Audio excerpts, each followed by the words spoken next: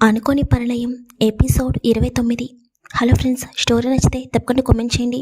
అలాగే వీడియోని లైక్ చేసి తప్పకుండా హై పాయింట్స్ ఇవ్వండి. మీ మదర్కి యాక్సిడెంట్ ఎప్పుడయింది అని అభి అడుగుతుంటే ఇంకా ఆరాధ్య అంజలి గారికి యాక్సిడెంట్ అయిన డేట్ చెప్పగానే వాట్, నాకు కూడా అదే రోజు కదా యాక్సిడెంట్ అయ్యింది అని అభి షాక్గా మనసులో అనుకుంటూ ఉంటాడు. కార్తిక్, ప్రియా ఇద్దరు కూడా టెంపుల్కి చేరుకుంటారు. ఇంకా ఇద్దరు దర్శనం చేసుకుంటుండగా ప్రియా దేవుడి వైపు చూసి నమస్కారం చేసుకుంటూ ఉంటే కార్తిక్ ఒక క్షణం ప్రియా వైపు చూస్తాడు. తర్వాత కార్తిక్ కూడా దేవుడి వైపు చూసి కళ్ళు మూసుకుని, ఇప్పటి వరకు నా మనసులో జరుగుతున్న సంఘర్షణ నాకే అర్థం కాలేదు. నిన్న నైటు ప్రియాకి హెల్త్ బాగోలేదు అని తెలిసిన దగ్గర నుండి వెంటనే ప్రియాని చూడాలని నేను ఆరాటపడ్డం, తన గురించి ఇక్కడికి రావడం, కారులో వస్తున్నంతసేపు కూడా ఎందుకు నేను ప్రియా గురించి అంతలా ఆరాటపడుతున్నాను అని ఆలోచిస్తూనే ఉన్నాను. తనపైన నా ఫీలింగ్స్ ఏంటి అని అర్థం కాక సతమతమవుతూనే ఉన్నాను. కానీ మార్నింగు ప్రియని చూసిన తర్వాత నాకు ఫుల్ క్లారిటీ వచ్చింది. తనని చూసిన తర్వాతే నా మనసు ప్రశాంతంగా మారింది. అప్పుడే అర్థమైంది నా మనసులో ప్రియ ఎప్పుడో వచ్చేసింది అని. అందుకే ఈరోజు నీ సమక్షంలో నేను ప్రియాకి నా ప్రేమ గురించి చెప్పాలని అనుకుంటున్నాను. తను నా ప్రేమని యాక్సెప్ట్ చేసేటట్టు, నేను నా ప్రేమ గురించి తనకి చెప్పేటట్టు ధైర్యాన్ని ప్రసాదించు అని కార్తిక్ మనసులో అనుకుంటూ నమస్కారం చేసుకుంటాడు. తర్వాత కార్తిక్, ప్రియా ఇద్దరు కూడా టెంపుల్కి పక్కనే ఉన్న కోనేటి స్టెప్స్ మీద కూర్చుంటారు. ఎందుకో చాలా ప్రశాంతంగా ఉంది కార్తిక్ అని ప్రియా కోనేటి వైపు చూసి అంటుంటే కార్తిక్ మౌనంగా ప్రియా వైపు చూస్తాడు. వెంటనే ప్రియా కార్తిక్ వైపు చూస్తూ, అవును, నువ్వు ఈరోజు వెళ్ళిపోతావా? అభిబావ అక్కని తీసుకుని వెళ్ళిపోతారా అని ప్రియా భయంగా అంటుంటే కార్తిక్ ప్రియా చేతిని పట్టుకుని, అదంతా పక్కన పెట్టు, నేను నీతో ఒక ఇంపార్టెంట్ విషయం చెప్పాలి అని కార్తిక్ అంటుంటే, నాతోనా? ఏంటి కార్తిక్ అని ప్రియా అర్థం కాక అడుగుతుంది. కార్తిక్ ప్రియా వైపు చూస్తూ, ప్రియా, నా ప్రపంచం అంటే మా అమ్మ, నాన్న, అభి, వీళ్ళ ముగ్గురు అంటే నాకు ప్రాణం. నేను చిన్నప్పటి నుండి క్లోజ్గా ఉంది ఒక్క అభితో మాత్రమే. అల్లరి చేసిన, ఆట పట్టించిన, ఏం చేసినా అభినే. అందుకే వాడు కూడా నా దగ్గర అంతే ఫ్రీగా ఉంటాడు. నాకు ఫ్రెండ్స్ కూడా ఎవరూ లేరు అనే కంటే నేను ఎక్కువ ఎవరితోనూ కలవను అని చెప్పుకోవాలి. ఇంటికి వెళ్తే అమ్మా, నాన్న, బయటకొస్తే అభి, ఇదే నా చిన్ని ప్రపంచం. కానీ నా చిన్ని ప్రపంచంలోకి మరొక వ్యక్తి కూడా వస్తారు అని, వాళ్ళు కూడా ఈ ముగ్గురితో సమానం అవుతారు అని నేను ఎప్పుడూ అనుకోలేదు. అసలు అలాంటి ఆలోచన కూడా చేయలేదు. కానీ నాకు తెలియకుండానే నా ఈ చిన్ని ప్రపంచంలోకి మరొక వ్యక్తి రావడం, వాళ్ళతో ఈక్వల్ అవ్వడం కూడా అయిపోయింది. ఇప్పుడు నాకు తనంటే చాలా ఇష్టం అని కార్తిక్ చెప్పగానే, ఎవరు కార్తిక్ అని ప్రియా ఆయోమయంగా అంటుంది. ఎవరి గురించైతే నీకెందుకు చెప్తాను ప్రియా, నువ్వే అని కార్తిక్ చిన్నగా నవ్వుతూ అంటుంటే, నేనా అని ప్రియా షాక్గా అంటుంది. అవును, నీతో ఈ కొన్ని నెలల పరిచయం నాకు చాలా అంటే చాలా బాగా నచ్చింది. నాకు తెలియకుండానే నువ్వు నా మనసులోకి వచ్చేసావు ప్రియా. నేను నిన్ను ప్రేమిస్తున్నాను. ఒక్క మాట అయితే ఇవ్వగలను, ఇప్పటి వరకు చిన్నప్పటి నుండి నేను నా పేరెంట్స్తో, నా ఫ్రెండ్తో ఎంత నిజాయితీగా అయితే ఉన్నానో, ఎంత ప్రేమగా అయితే ఉన్నానో, నీతో కూడా అంతే ప్రేమగా, అంతే నిజాయితీగా ఉంటానని ప్రామిస్ చేస్తున్నాను. నువ్వు నా ప్రేమని యాక్సెప్ట్ చేస్తావో లేదో నాకు తెలియదు, కానీ నువ్వంటే నాకు చాలా ఇష్టం ప్రియా. నీ ఒపీనియన్ వెంటనే చెప్పాల్సిన అవసరం లేదు. ఇంకొన్ని రోజులు నీ ఎగ్జామ్స్ దగ్గరకు వస్తున్నాయి. ముందు వాటిపై కాన్సన్ట్రేషన్ చెయ్యి. తర్వాత అప్పుడు నా గురించి ఆలోచించు. నేను ఎప్పుడు కూడా నిన్ను ఏ విషయంలోనూ కూడా ఇబ్బంది పెట్టను. ఇప్పుడు కూడా నా మనసులో మాట దాచుకోలేక నీకు చెప్పాను, అంతేకాని నిన్ను డిస్టర్బ్ చేయాలి అని కాదు. ఇప్పుడు నేను నీకు ప్రపోజ్ చేశాను అని నువ్వు నన్ను దూరం పెట్టడం అలాంటివి అస్సలు చేయకు. ఇప్పటి వరకు మనం ఎలా ఉన్నామో ముందు ముందు కూడా అలాగే ఉండాలి. నువ్వు నాతో అంతే ఫ్రీగా, ఫ్రెండ్లీగా ఉండాలి. నేను చెప్పింది నీకు అర్థమైంది కదా అని కార్తీక్ అడుగుతుంటే, ఇంత షాక్ ఇచ్చావేంటి కార్తీక్? నాకేం చెప్పాలో కూడా అర్థం కావడం లేదు. నాకు కొంచెం టైం కావాలి అని ప్రియా కంగారుగా అంటుంటే, చెప్పాను కదా టెన్షన్ పడకు, నువ్వు ముందు ఇబ్బంది పడకు, నాతో నార్మల్గానే ఉండు సరేనా అని కార్తీక్ అంటుంటే, ప్రియా అలాగే అని తలూపుతుంది. కార్తీక్ ఇంత సడన్గా తనకి ప్రపోజ్ చేస్తాడు అని ప్రియా కూడా ఎక్స్పెక్ట్ చేయలేదు. ఇప్పుడు కార్తీక్ తనకి ప్రపోజ్ చేసేసరికి తనకి ఏం చెప్పాలో కూడా అర్థం కావడం లేదు. కార్తీక్ అంటే ప్రియకి చాలా ఇష్టం. అలా అని ప్రేమ అంటే ఏమో తనకు కూడా క్లారిటీ లేదు. ఇంకా ప్రియ కార్తీక్ వైపు చూస్తూ, అక్కతో ఏమీ చెప్పకు కార్తీక్, ఈ విషయం గురించి మనం తర్వాత మాట్లాడుకుందాం. ముందు అక్కకి అభిబావకి పెళ్లి జరిగితే అమ్మ నార్మల్ అయితే తర్వాత నా గురించి ఆలోచించుకుంటాను. అప్పటి వరకు నేను ఏమీ చెప్పలేను అని ప్రియా చెప్పగానే, తప్పకుండా ప్రియా, సరే ఇంకా వెళ్దాం పదా అని చెప్పి ఇంకా కార్తీక్ ప్రియని హాస్పిటల్కి తీసుకుని వెళ్తాడు. రిపోర్ట్స్లో నార్మల్ ఫీవర్ అని రావడంతో కార్తీక్ ప్రియని తీసుకుని ఇంటికి స్టార్ట్ అవుతాడు. అభి ఆరాధ్య వైపు చూస్తూ, ఆంటీకి వైజాగ్లో బెస్ట్ ట్రీట్మెంట్ ఇప్పిస్తే బాగుంటుంది ఆరాధ్య. ప్రియని ఆంటీని కూడా వైజాగ్ తీసుకుని వెళ్దాం, నువ్వేమంటావు అని అభి అడుగుతుంటే, ఇంతలో కార్తీక్ ప్రియ ఇద్దరు కూడా లోపలికి వస్తారు. కరెక్ట్గా చెప్పావు అభి, నా మనసులో కూడా అదే ఉంది అని కార్తీక్ నవ్వుతూ లోపలికి రాగానే కార్తీక్ని చూసిన అభి కోపం అనేది ఆకాశాన్ని అంటుతుంది. వెంటనే అభి లేచి, నీకోసమే వెయిట్ చేస్తున్నాను రారా అని 2 అడుగులు ముందుకు వేసేసరికి, అమ్మ బాబోయ్, ఇందాక చేసింది మర్చిపోయాను కదా, వీడి చేతిలో చిక్కాను అంటే ఇంకేమీ లేదు అని కార్తీక్ వెనక్కి అడుగులు వేస్తూ అక్కడి నుండి పరుగందుకుంటాడు. రే కార్తీక్ ఆగరా, స్నానం చేస్తుంటే ట్యాప్ ఆఫ్ చేస్తావా అని అభి సీరియస్గా అంటూ కార్తీక్ వెనకాల పరిగెడుతుంటే, వాళ్ళిద్దరినీ చూస్తున్న ఆరాధ్య ప్రియ ఇద్దరు ఆశ్చర్యంగా చూస్తూ ఉంటారు. అభి మాటలకి అంజలి గారిలో చలనం మొదలవుతుంది. ఆమె నెమ్మదిగా కళ్ళు తెరుస్తుంది. అభి కార్తీక్ వెనుక పరిగెట్టడం చూసిన అంజలి గారి కళ్ళు పెద్దవి అవగా ఆమె అభిని పీలుస్తూ తన చేతిని అభి వైపుకు పెట్టి అభిబాబు అంటారు కానీ వాయిస్ బయటికి రాదు. కానీ అంజలి గారిని ఎవరూ గమనించుకోరు. ఆరాధ్య ప్రియ ఇద్దరు కూడా అభి వైపుకి చూస్తూ ఉంటారు. ఆరాధ్య అభి వైపు చూసి చిన్నగా నవ్వుకుంటుంది. కార్తీక్తో నువ్వు చాలా ఫ్రీగా ఉంటావు కదా అభి, ఒకప్పుడు గతం గుర్తులేనప్పుడు నాతో కూడా ఇలాగే ఆడేవాడివి, నన్ను పట్టుకోవడానికి నా వెనుక ఇలాగే పరిగెత్తేవాడివి, కానీ ఇప్పుడు కూడా నువ్వు ఇలా ఉంటావని నేను అనుకోలేదు అని ఆరాధ్య ప్రేమగా అభి వైపు చూస్తూ ఉంటుంది.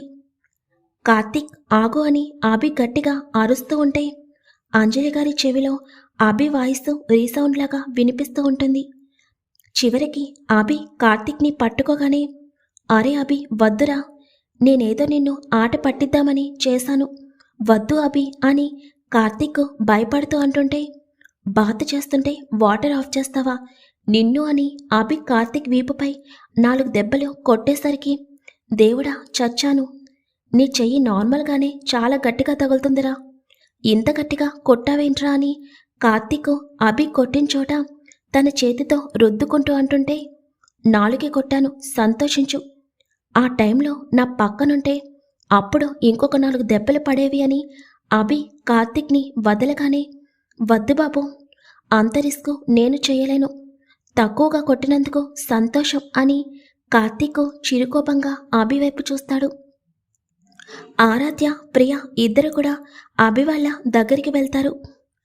ఆరాధ్య, ఇందాక నేను చెప్పింది విన్నావు కదా, ప్రియని ఆంటీని కూడా మనతో పాటు వైజాగ్కి తీసుకుని వెళ్దామా అని అభి అడుగుతుంటే, మేము కూడానా అని ప్రియ ఆశ్చర్యంగా అడుగుతుంది. అవును ప్రియ, ఎలాగో నీ ఎగ్జామ్స్ ఇంకొన్ని రోజుల్లో ఉన్నాయి, మళ్ళీ నువ్వు కూడా వైజాగే కదా రావాలి, అప్పుడు ఆంటీని చూసుకోవాలి అంటే నీ ఎగ్జామ్స్ కంప్లీట్ అయ్యే వరకు ఆరాధ్య ఇక్కడుండాలి. ఏమంటావు ఆరాధ్య? ప్రియ వైజాగ్కొస్తే నువ్విక్కడే చాలా రోజులు ఉండాల్సి వస్తుంది. నీకు ఓకేనా అని కార్తీక్ చిన్నగా అభి వైపు చూస్తూ అంటుంటే, వాట్? అంటే మళ్ళీ ఆరాధ్య ఇక్కడికి రావాలా? నో, అలా జరగడానికి వీల్లేదు.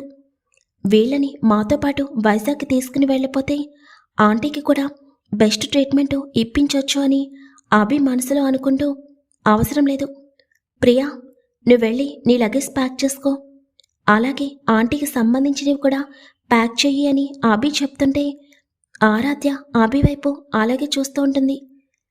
నాకు తెలుసురా, ఆరాధ్య ఇక్కడికి వస్తుంది అంటే నువ్వు ఆరాధ్య ఒపీనియన్ అస్సలు తీసుకోవు అని కార్తీక్ మనసులో అనుకుంటాడు. వీళ్ళ గొడవలో వీళ్ళు మాట్లాడుకుంటుంటారు కానీ అంజలి గారి వైపు ఎవ్వరూ చూడరు. అంజలి గారు మాత్రం అభిని పిలుస్తూ నెమ్మదిగా కొంచెం కొంచెం పక్కకి జరుక్కుంటూ వచ్చి ఒక్కసారిగా బెడ్ పై నుండి కిందకి పడిపోగానే సౌండ్ రావడంతో నలుగురు కూడా వెనక్కి తిరిగి చూస్తారు. అంజలి గారు కింద పడిపోయి ఉండటంతో అందరూ షాక్గా అంజలి గారి వైపు చూస్తారు. అమ్మ అని ఆరాధ్య, ప్రియ ఇద్దరు కూడా కంగారుగా అంజలి గారి దగ్గరికి పరిగెట్టుకుని వస్తారు. మరోపక్క అభి అలాగే కార్తీక్ కూడా వెంటనే రియాక్ట్ అవుతారు. అమ్మ అని ఆరాధ్య తన తల్లిని వడిలోకి తీసుకుని భయంగా అంటుంటే అభి వెంటనే అంజలి గారిని ఎత్తుకుని బెడ్పై పడుకోబెడతాడు. అంజలి గారు బెడ్ పై నుండి ఒక్కసారిగా కిందకి పడిపోవడంతో ఆమె తలకి గాయం అయ్యి చిన్నగా బ్లడ్ వస్తూ ఉంటుంది. అది చూసిన అందరూ కంగారు పడుతుంటే అంజలి గారు మాత్రం అభి వైపు చూస్తూ అభి చెంపపై తన చేతిని వెయ్యగానే అభి ఏమీ అర్థం కాక అంజలి గారి వైపు చూస్తూ, ఆంటీ, నాతో ఏమన్నా చెప్పాలా అని అంటుంటే అంజలి గారు అవును అని తన తలని ఊపుతారు. అభి గారు అమ్మ తలకి గాయమైంది, బ్లడ్ వస్తుంది అని ఆరాధ్య భయంగా అంటుంటే, అభి నువ్వు ఆంటీని తీసుకునిరా, నేను కారు రెడీగా పెడతాను అని చెప్పి కార్తీక్ వెంటనే బయటకు నడుస్తాడు. అభికి అంజలి గారు తనతో ఏదో చెప్పాలి అని ప్రయత్నిస్తున్నారని అర్థమవుతుంది. కానీ ఆమె తలకి గాయం అవ్వడం వల్ల ఇంకా వెంటనే అభి అంజలి గారిని తన 2 చేతుల్లో ఎత్తుకుని బయటికి నడుస్తాడు. అంజలి గారు అభి వైపు చూస్తూ ఏదో చెప్పాలని ప్రయత్నిస్తూ ఇంకా తలకి గాయం అవ్వడంతో ఆమె కళ్ళు మూతలు పడుతుంటే ఆమె మెదడులో మాత్రం ఏవేవో రన్ అవుతూ ఉంటాయి. అభి బాబు ఆగండి, ఆ కారు ఎక్కకండి అని అంజలి గారు అభి వెనుక పరిగెత్తుతూ ఉండటం ఆమెకి ఆ రోజు జరిగింది తన కళ్ళ ముందు మెదులుతుంటే అక్కడ జరిగిన ఇన్సిడెంట్కి అంజలి గారి మెదడుపై తీవ్ర ప్రభావం కలగడంతో ఆమె అభి వైపు చూస్తూ స్పృహ కోల్పోతారు. ఇంకా కార్తీక్ కారు స్టార్ట్ చేయగా అందరూ కారులో కూర్చుంటారు. కారుని హాస్పిటల్ వైపుకి పోనిస్తాడు కార్తీక్. అభి ఆరాధ్య చేతిని పట్టుకుని ఏమీ కాదు, టెన్షన్ పడుకొని అంటుంటే ఆరాధ్య తన తల్లి వైపు బాధగా చూస్తూ ఉంటుంది. కొంత సమయానికి కార్తీక్ కారు హాస్పిటల్ ముందు ఆగగా వెంటనే అంజలి గారిని హాస్పిటల్లో అడ్మిట్ చేస్తారు. అమ్మ ఆరాధ్య, అంజలి గారి తలకి ఎలా దెబ్బ తగిలింది అని డాక్టర్ అడుగుతుంటే మేము కూడా అమ్మని గమనించుకోలేదు అంకుల్, సడన్గా అమ్మ బెడ్ పై నుండి కింద పడిపోయింది అని ఆరాధ్య ఏడుస్తూ చెప్తుంటే ఆమె బెడ్ పై నుండి కింద పడ్డారు అంటే తప్పకుండా లేవడానికి ప్రయత్నించుంటారు. అంటే అంజలి గారు కోమాల నుండి బయటకొచ్చి మీతో ఏదో చెప్పాలని అనుకుని ఉంటారు అని డాక్టర్ చెప్పగానే మేమే అమ్మని చూసుకోలేదంకులని ఆరాధ్య బాధగా కళ్ళు మూసుకుంటుంది. సరే టెన్షన్ పడకు, ట్రీట్మెంట్ జరుగుతుంది అని డాక్టర్ అక్కడి నుండి అంజలి గారి దగ్గరికి వెళ్తారు. ఇంకా డాక్టర్ అంజలి గారిని చెక్ చేసిన తర్వాత ఆ రోజు ఈవినింగ్ అంజలి గారిని ఇంటికి తీసుకుని వస్తారు నలుగురు కూడా. ఆరాధ్య, ఇంక మనం వైజాగ్కి స్టార్ట్ అవుదాం, అక్కడ ఆంటీని బెస్ట్ హాస్పిటల్లో చూపిద్దాం అని అభి అంటుంటే అవునా ఆరాధ్య, ఇప్పటికే ఆంటీ విషయంలో చాలాసార్లు ఇలా జరిగింది, ఒకసారి మల్టీ హాస్పిటల్లో ఆంటీకి ట్రీట్మెంట్ ఇప్పించి చూద్దాం, తప్పకుండా నయం అవుతుంది అని నాకు అనిపిస్తుంది, ఇంకా నువ్వేమీ ఆలోచించుకో అని కార్తీక్ కూడా చెప్పేసరికి సరే అని అంటుంది ఆరాధ్య. మీ ఇద్దరు వెళ్ళి లగేజ్ ప్యాక్ చేయండి, స్టార్ట్ అవుదాం అని అభి చెప్పగానే ఇంకా ప్రియా అలాగే ఆరాధ్య ఇద్దరు కూడా లోపలికి వెళ్తారు. అభి అంజలి గారి వైపు చూస్తాడు. ఎందుకో తెలియడం లేదు కార్తీక్, నేను ఆంటీని ఎప్పుడో ఒకసారి చూసినట్టు అనిపిస్తుంది. కానీ ఎప్పుడు చూశాను, ఎక్కడ చూశానో ఏమీ గుర్తుకు రావడం లేదు అని అభి అంటుంటే, అవునా, డైలీ చాలామందిని చూస్తూ ఉంటావు కదా, అందులోనూ ఆంటీ చాలాసార్లు వైజాగ్ వెళ్ళారు అని ప్రియా కూడా చెప్పింది. ఎప్పుడైనా ఎక్కడైనా చూసావేమో అని కార్తీక్ అంటుంటే, ఇందాక ఆంటీ నాతో ఏదో చెప్పాలని ప్రయత్నించారు. ఆమె కళ్ళల్లో ఆరాటం నాకు స్పష్టంగా కనిపించింది. నేనెవరో కూడా ఆంటీకి తెలియదు కదా అని అభి అర్థం కాక అడుగుతుంటే, సేమ్ నేను కూడా స్టార్టింగ్లో వచ్చినప్పుడు ఆంటీ నా చేతిని పట్టుకుని నాతో కూడా ఏదో చెప్పాలని అనుకున్నారా, అప్పుడు నాకు కూడా అర్థం కాలేదు. మళ్ళీ ఈరోజు నీతో మాట్లాడాలని అనుకున్నారు. నాకు కూడా ఏమీ అర్థం కావడం లేదు. ఆంటీ ఏం చెప్పాలని ప్రయత్నిస్తున్నారో తెలియడం లేదు. కానీ ఆమె మైండ్లో ఏదో మనకి చెప్పాలని చాలా ఆరాటపడుతున్నారు అని కార్తీక్ అంటారు. చూద్దాం, ముందు ఆంటీకి ట్రీట్మెంట్ ఇప్పిస్తే తప్పకుండా ఆమె త్వరలో కోలుకుంటారని నాకు అనిపిస్తుంది. నేను ప్రియాని ఆంటీని మా ఇంటికి తీసుకుని వెళ్తాను అని అభి చెప్తుంటే కార్తీక్ మౌనంగా ఉంటాడు. ఏమైంది కార్తీక్, ఎందుకు సైలెంట్ అయ్యావు అని అభి అర్థం కాక అడుగుతాడు.